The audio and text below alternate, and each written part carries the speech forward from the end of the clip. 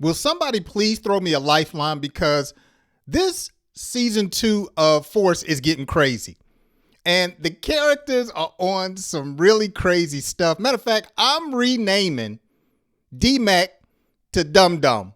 And we already know about Junkie Jenard, but I'm calling this episode Thick as Thieves because it was a lot of family issues going on and a lot of changes took place, and it was crazy. We're getting ready to have some fun as I give you my reaction and recap to season 2, episode 5, Crown Vic.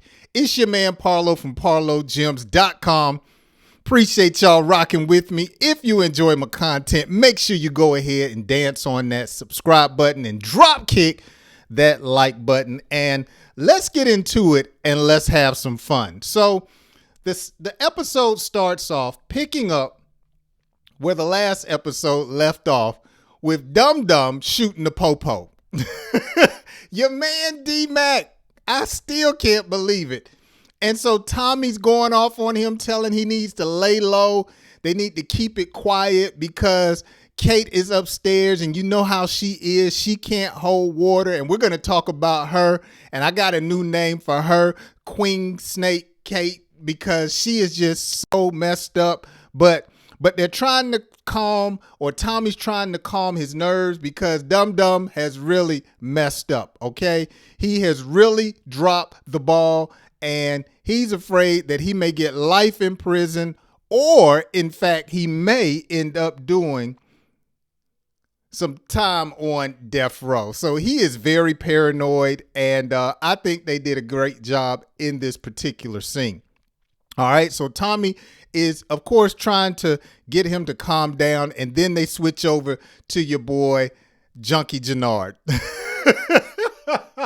I mean, he has really got it bad. Bad leadership out here. He's losing his crew. It seems like every episode they have no product. And so they're trying to press him, saying, look, nobody's messing with us because you own that stuff. You're a junkie now.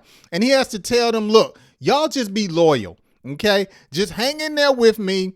Make sure that y'all don't break rank. Just chill, and I got you. Now, this next scene had me rolling. I ain't gonna tell you no lie. Y'all let me know down in the comment section what y'all thought about this particular scene. But your boy Diamond is at the restaurant, and his homeboy is telling him that a new character is sick. And we don't realize who it is until later, but we find out it's his father. He's in hospice. He's about to die. And he's telling them, look, you need to go see him. Y'all got history. Then all of a sudden, some fools just spin the block. Man, that trash was so funny. They bust in the restaurant. 117 clicks, Southside food, and they just go crazy. I mean, they just start blazing, shooting up the shop. I mean, going in on everybody. I mean, oh my gosh. I had to rewind it. It was so funny. They just came out of nowhere. Yo, fool, we set tripping. You tripping. What he call him? He called him CBI killer, and just went off. Man, that trash was funny. They ended up popping the girl. She got hit. They rush her to the hospital where Senorita is at, and she's chopping it up with her friend, asking her about her love life, and she finds out that Maria is seeing somebody else, and she's trying to press her on who it is. And then all of a sudden, the little young victim that came in, she got to see Miriam in the ER right before she went into surgery. And we later find out that she dies, and she tells her, she says, look, if I die, make sure you tell my father that I love him. And his name was Felipe. So I think this is going to lead to something else. Maybe she has family members that are connected, that are in the game, and some heat is going to come down. I don't think we've heard the last of whoever Felipe is, but this young senorita, she died. It was over. Chi-Town strikes again. Southside, spin the block, and she's dead. Meanwhile, your boy Tommy, he's coming, trying to find out what he needs to do to get everything back to normal. So he pulls up on your boy Diamond, and they get into it, trying to find out what's going on. Diamond tells him he hid the body. Ain't nobody ever going to find that dead crooked cop. And then he flexes on him and says, yo, what did you do about D-Mac? Because if you don't do something, even though he's your family, I'm going to have to do something. So we get to see the testing of the family ties. They're really starting to press Tommy about D-Mac, at least Diamond is, and tell him, look, man, your boy's tripping. Even look outside. I know you told him to stay at home and just chill, but he ain't listening to you. And so Tommy runs outside, takes him home, jacks him up. D-Mac, I mean, dum-dum. He is really on some other stuff. And so he tells JP when he comes in, look, when the time is right, I tell you what's going on, but Dum Dum has done something really stupid. Then Kate comes in and, you know, she's trying to pry and figure out what's going on. And he says, look, whatever's going on and whatever I tell you, just make sure you don't tell Kate, because Queen Snake, she will mess everything up. Okay. So at this particular time, JP has no idea that his son has smoked Popo. Okay. So he's wondering what's going on, telling Tommy, don't you put your hands on my son. And so then we go to the scene with Walt Jr. Y'all know that's what I call him, Vic Jr. And him and his sister, they are still, Claudia, they are still trying to plot on how to kill their daddy. I mean, these writers really got some daddy issues. It seems like all the fathers end up dead or they're trash. But anyway, they agree that they're going to link up and get some muscle. And once he hangs up the phone, Task Force pulls up strong on little Vic, and then they take him into the precinct. Okay, and they try to press him and tell him, look, we need some information. We need to know what you know. You need to give it up to us. And of course, at this particular time, you know, he's still ticked off and he doesn't give them anything. But they really press him, and we find out later that this becomes a play for Vic. Okay, and he does something that I really didn't expect him to do. My predictions was halfway right, and we'll find out later in this episode. But I did not expect him to do what he did in the end. Okay, and so they pressed him, and Agent Marks ends up saying, look, let him go. Okay, he's going to do some stupid stuff. He's going to lead us to Egan. Just throw him back in the pond. Let him go. Okay, she's trying to play chess, and she's trying to get to Tommy, and she looks at Vic Flynn as being small fish or someone that they're really not concerned with right now. Okay. And of course, they don't like that. They don't like her judgment. And they're telling her, look, you better do something, because we got to come up with some W's here. Okay. So they end up letting him go. And that's what was what. So back to Dum Dum. Dum Dum's at home trying to meet up with old girl. Okay, that he met in last episode, but he's grounded. Okay, Dum Dum really doesn't get it. He's trying to get out the house, but he doesn't smoke the cop. So here come Queen Snake. Okay, Queen Snake Kate. She's prying, trying to be grandma. She says, hey, it's got to be a girl. What's going on? And so Dum Dum tells her about the girl that he has all these feelings for. And she says, look, take this 20, go to the store, take as much time as you want, and go meet your girl. All right. And while you out there, she told him, get some prophylactics. She said condoms, but I say prophylactics. That's what we used to call them back in the day. You know what I'm saying? Go on out there and get you some prophylactics. And so then we go back over to Junkie Jenard. Okay. Jenard is really a disappointment. Okay. Bad leadership is out here fiending. He's trying to find a fix. Okay. He shows up in the hood and everybody's like, yo, dude, this ain't your spot no more. And he's out here doing his thing. And so this was messed up. He pulls up on somebody he knows and he straight jacks them. I mean, that was some larceny. I mean, he bum rushed this girl. He took her yayo. She had a secret compartment. He was like, give me the stash. And then he turned around and jacked old girl's necklace. I mean, just took her bling, popped her in the face. I mean, he's really on that stuff. he's really showing bad leadership. But I must give it to him. His crew needed some dope. He went out there and found it, and he jacked this girl that he knew, and takes the yayo back to his crew. And I'm gonna tell you what happens, because that's a trip. Okay, that is a real trip. But Junkie Jenard is out here. He's really on another one. But that jacket he had on was real fire. I ain't gonna tell no lie. Okay, so he's headed back to his crew, and he's proving himself, trying to show that he's not bad leadership. And he says, look, yo, I got the yayo. Forget what y'all heard in these streets. I'm not bad leadership. Y'all can trust me. But then they mess around and recognize the necklace that he has on. And he has to come clean. He tells them, look, man, don't even worry about that. This is my necklace, okay? I got us on point. Y'all go chop this up. Let's get this money so we can pay Miguel back. And they looking at Junkie Jenard like, really, bro? You on that stuff? You out here making bad decisions. Meanwhile, back at Claudia's spot, she's exchanging bodily fluids pretty soon with your boy Brandon, and he's bringing in some weight from Dublin. He calls himself the Apocalypse. Okay, he's saying, look, we're going to show up to your pop's house at 9 o'clock, and we're going to put that work in, and who's ever there at 9 o'clock, they going to get dealt with, all right? So you want to make sure that your brother's out of there and anybody else that you want out of there, because we smoking everybody that's in the camp, all right?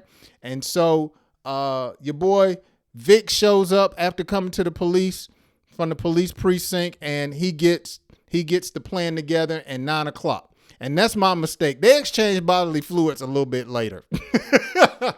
All right, so now we switch back to the jail, okay? And here's a new character called King Kilo. And I had to rewind and take a double take, because I was like, that looked like Big Baby Davis. And sure enough, King Kilo is Big Baby Davis. So while they were in the barbershop, Tommy and your boy Diamond had discussed, or Diamond told Tommy about when he was in lockup, King Kilo was somebody that they talked about linking up all the crews together, okay? And they were saying, look, we can come together, stop the violence, and we can all make this money together. Now, y'all tell me if that don't sound like The Wire, when they had the co-op going, East Side, West Side come together, best dope, best coke, and later for all that nonsense. That sounds just like The Wire. Did y'all catch that?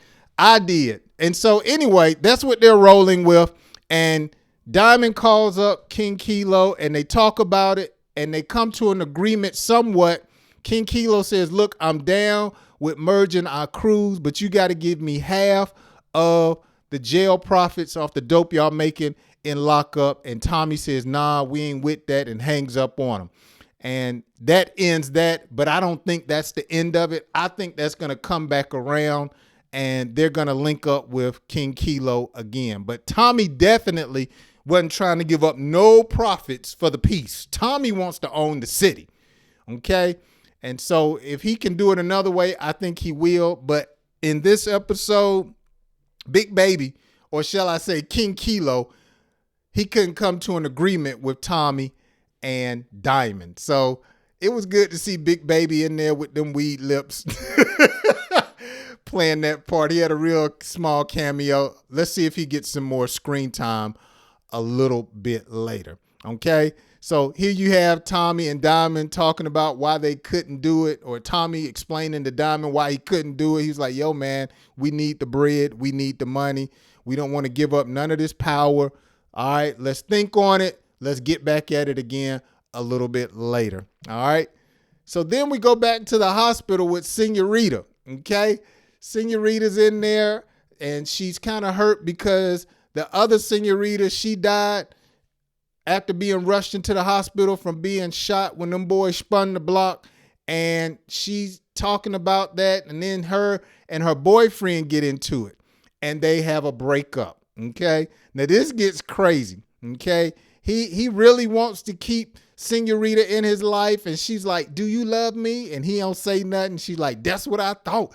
I ain't think you love me. And let me tell you something, I don't love you either.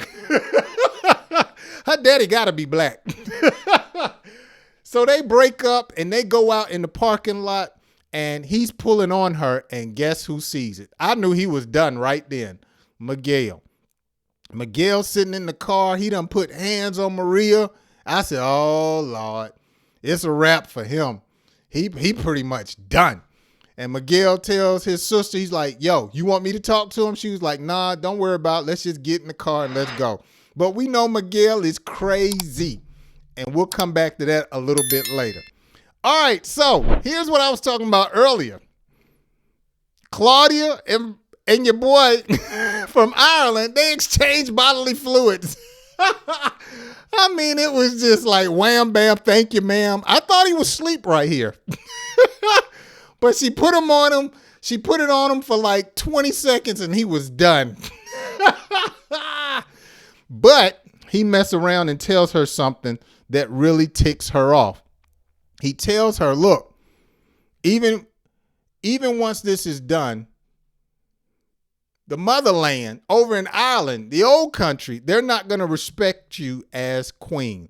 And he says something that she hears. He says, as long as your brother is alive, they're going to deal with him. And so this is her play. And it comes into effect later in the episode. Meanwhile, back at the shop, your boy Diamond is being pressed to go see his father, okay, in hospice. He's like, yo, y'all got history. You need to go see him. At least tell him goodbye, okay? So Diamond, I think he has a little integrity, and that's exactly what he does. He goes to check up on Pops, and he calls his brother, but then he hangs up and calls Shanti because him and his brother at that time they're not where they need to be, okay? And so he calls Shanti, tells her, and she's going to get the message to Junkie Jenard, that he needs to go see his father. Okay. And so here they are at the boxing gym, and she lays it on him, and she lets Junkie Jenard know that, look, your pops, he's about to die. You need to go see him. You need to go check in on him. All right. And so you know how Junkie Jenard is. He's everywhere. Okay. We don't know if he's going to go or what, but at the particular time, he was just like, yeah, whatever. So once again, he's proving my point. Bad leadership. But I thought it was funny how when they were talking, Shanti was like, are you on something? His junkiness was showing through. So Diamond ends up going to hospice to see his pops. And he does look like him. I think that was some great casting. He actually looks like Diamond. He doesn't call him by his street name. He calls him by his government name. And they get into it. He tells him, yeah, I'm dying, but don't you think I'm going to apologize to you for being a bad father. I mean, it was really sad. I mean, he just went off. He was like, yeah, I left you. Yeah, you's a bum. You ain't nothing. You ain't never going to be nothing. I was like, yeah, you landed on hard, Pops. You know, so he let him know that, look, do what you going to do because I am who I am and I don't care. So you can either leave or whatever. So he really told him, look, you ain't going to be jack. And it was really, really disappointing. But they actually returned to this because, like I said earlier, we're seeing that Diamond has integrity. We see it with the little kid that he's trying to mentor. Now we're seeing a layer with his father. So I believe Diamond, they're probably trying to let us know that Diamond is not going to stay in these streets. That's a prediction that I'm making. Maybe he'll die there, but he's going to try to get out. Meanwhile, back with Claudia, she gets word from your boy Brandon that, look, they got to move the hit up 30 minutes. Okay, so it's going to be at 8:30 instead of 9 o'clock. But she does not tell her brother because that's her play. She wants him to get killed when the father gets killed so she can be the queen. Okay, so your boy Vic gets there and finds out that Polly's there, that Walter and Polly have mended their differences. He's back in the fold. And here we have the hit going down. Okay. Walt looks at his watch and sees that it's 8:30. He's like, yo, what's going on? Why are they early? So he's starting to think about this thing. Okay. Claudia, she's looking at the clock. She knowing it's going down, that her father and her brother are about to die. She's really being a snake right about now. But hey, she's in these streets. Meanwhile, Jenard shows up to see his daddy. And while he's going, he sees his brother in there talking to his daddy. So what does he do? Instead of going in there, he leaves. Oh, Junkie Jenard, you're just disappointing me every episode, every opportunity. So he just leaves instead of going in there trying to mend what is broken between him, his father, and his brother. He punks out and leaves. Then they switch back over to the house, and you got JP. Poor JP. He's getting in it with Tommy, and Tommy just tells him, look, your son shot the popo. JP, man, when y'all see it, tell me y'all didn't laugh. He pulls off his glasses. He said, what? Oh, man. And Tommy tries to calm him down. Look at this face. And he blames it on Tommy. He says, yo, this is your fault. Tommy's like, this ain't my fault. This is Dum Dum's fault. Dum Dum did that stuff on his own. Oh, man, I'm telling y'all, he is no longer D-Mac. His name is Dum Dum. Y'all ought to help me down in the comment section. Dum Dum is his name. So he tells him, look, I got a plan, okay? I've been told I got to get rid of him, but I got a plan. I just need you to trust me. And I was surprised how how JP actually trusted his brother. And so what Tommy does is he texts and gets a hold to Big Smurf, and he tells him to do something, which was kind of clever, and I didn't see it coming. And they'll come back to that in a few minutes. Meanwhile, your boy, Vic is over there with his father, and the hit is about to go down, and he's still there. Okay? And so they're looking at the camera, and they're seeing the ops come in. And so at that moment, Walter figures out that it's his daughter, Claudia. Okay? And what was amazing was while he was going to suit up and man, look at this arsenal. I mean, he had some guns in there. He goes in there and gives Paulie some weapons, and then he gives Vic some weapons, and then Vic turns to Paulie and says, yo, let's get out of here. He's like, nah, man, I'm tied to your pops. He's like, after all he put you through, he's like, yo, man, I'd die with him 10 times over. Paulie is loyal. Or shall I say Paulie was loyal, because Paulie got iced. Oh, R.I.P. Paulie. He got in the mix. He is gone. Paulie is done. But Paulie wasn't the only one that ended up dying. Your boy, Walter Flynn, is done. He is gone. I mean, he's taking a dirt nap with your boy, Paulie. I mean, they got to be right beside one another at the gravesite. Okay? But this is what got me. My prediction was right. Walter Flynn died at the hands of his own son. That's right. Once Vic figured out that his sister tried to have him killed, he flipped the script. He kills everybody that came in to try to ice him, and then he turns around and smokes his pops. And he tells them, look, me and Claudia did this. But his suspicions was right. He figured out that Claudia wanted him dead. He does a little research a little bit later to put the pieces together. But Vic ends up killing his own pops. Oh, my prediction was right. I knew he was going to die at the hands of his kids. But Vic was the one who put the icing on his cake. And that's why I believe they named the episode Crown Vic. Very, very clever. Very clever. Crown Vic. And so he walks away. Look at that. It's a bloodbath. Did you pick that one up? Bloodbath. So meanwhile, Junkie Jenard trying to deal with his brother and his dad mentally. He's out here looking for some smack. It's so funny. He telling folk, yo, man, give me a hit. I'm sick. I'm sick, man. I need my medicine. That's another reference to The Wire. They would ask Bubbles sometime, hey, man, have you had your medicine?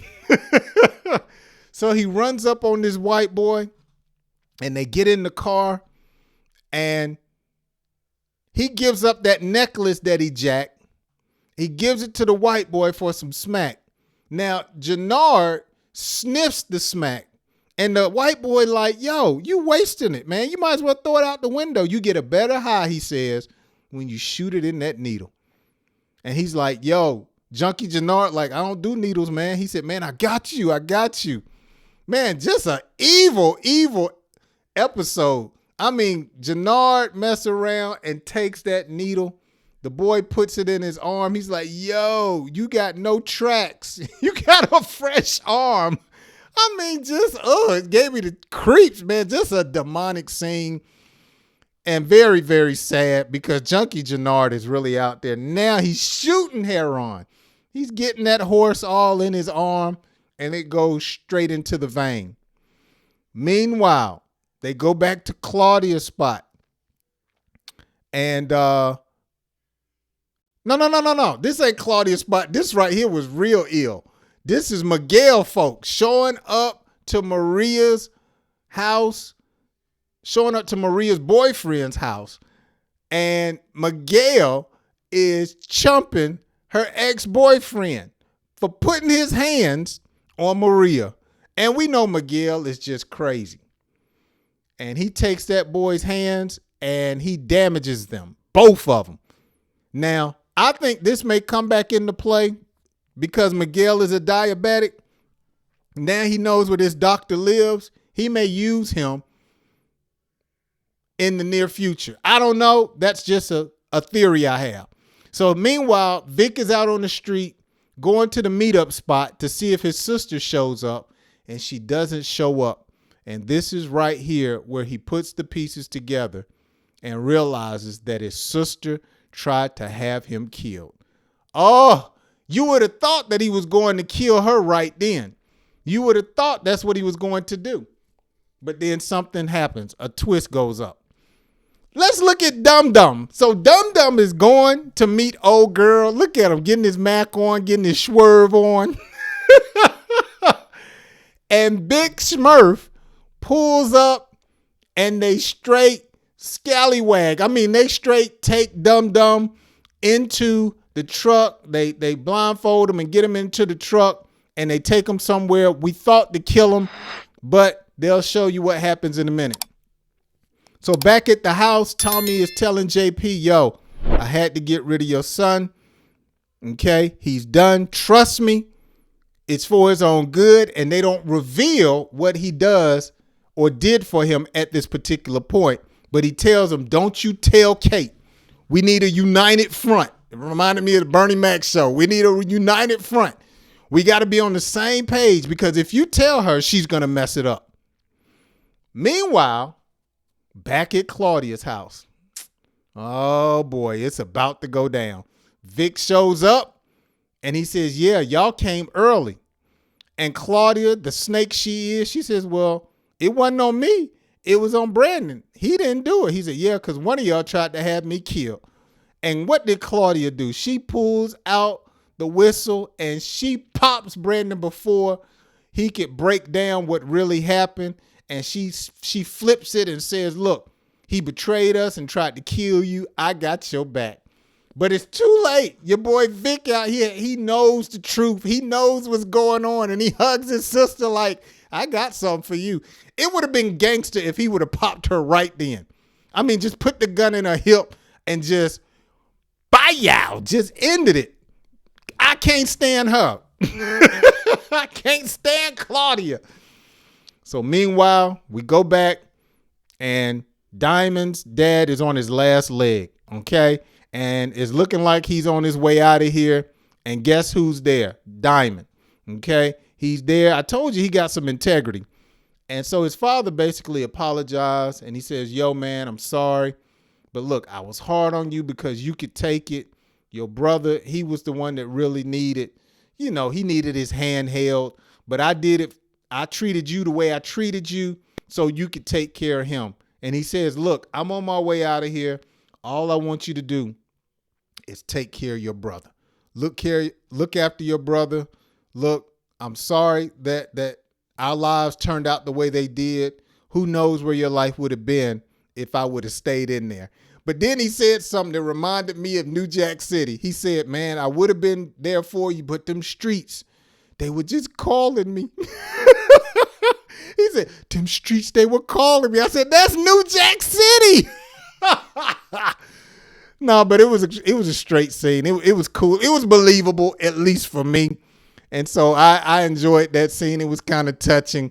But then Tommy shows up, lets him know that, look, I took care of the D-Mac situation. I'm sorry. I took care of the Dum-Dum situation. All right. And we got to make some moves. It's a lot of pressure out here in these streets. If we're going to take over, we got to get on the same page, and we got to make sure that we're moving as one. I really like these two. Not as good as Ghost and Tommy, but these two do really good together. I think they complement each other. Like I've said in episodes before, I think Diamond's personality, with it being so laid back, he allows Tommy to be himself, but he still checks him when he's out of order, and Tommy respects that. So meanwhile, Kate is back at the house. I'm sorry, Queen Snake Kate. And she's trying to find out what happened to Dum Dum. Where's my grandboy?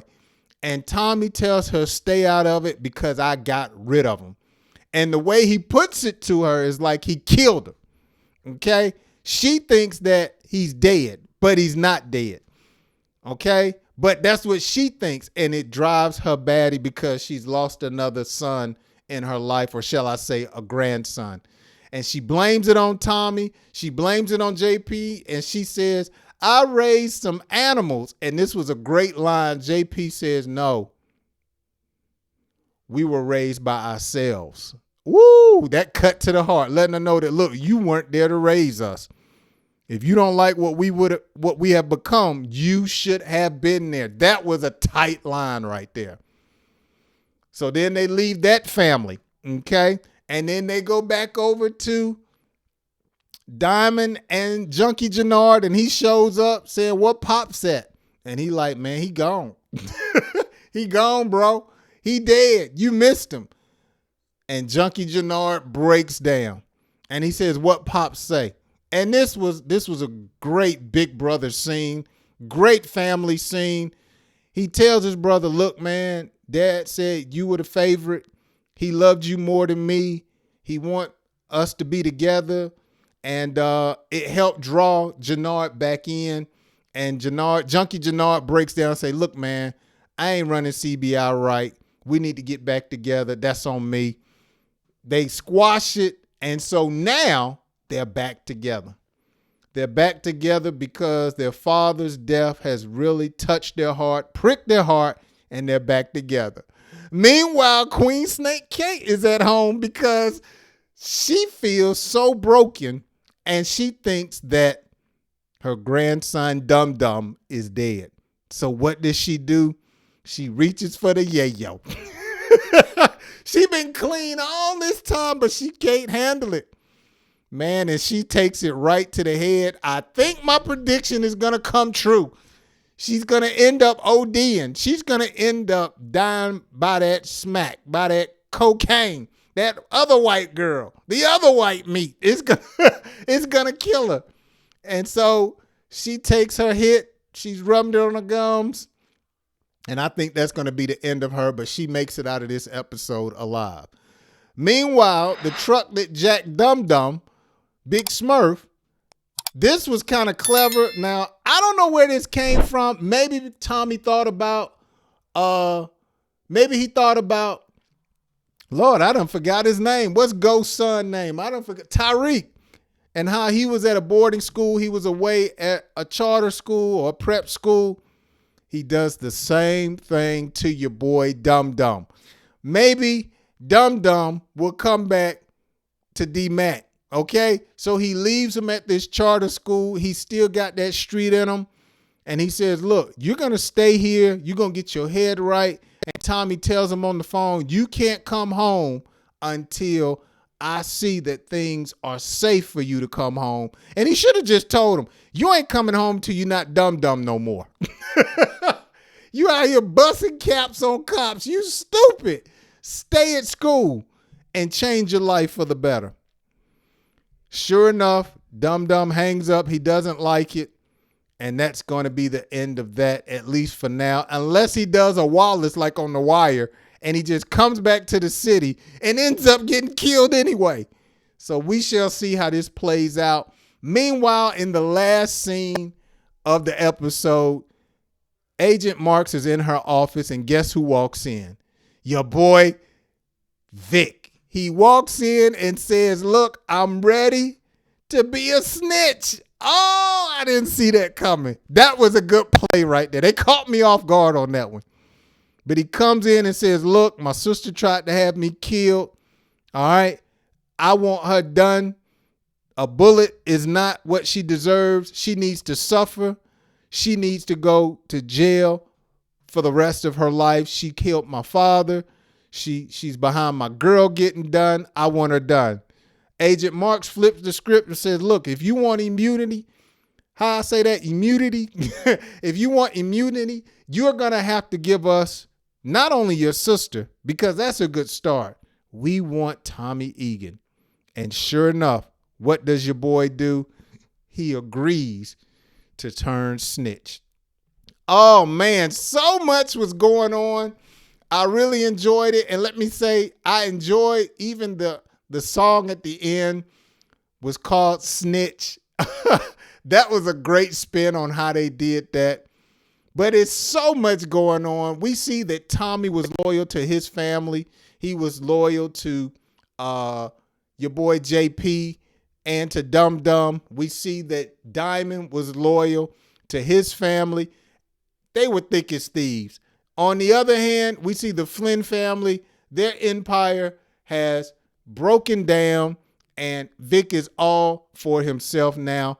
Very exciting episode. Definitely getting better and moving along faster than season 1. Y'all let me know about my thoughts and my predictions and my theories from this episode, Crown Vic. Be sure to drop down in the comments section and chop it up with me. If you're still listening, appreciate you hanging out with me. It's your man Parlow from Parlowgems. If you enjoyed the content, smash that like button. And if you're not a subscriber, go ahead and subscribe. And I'll catch you on my next episode. Peace.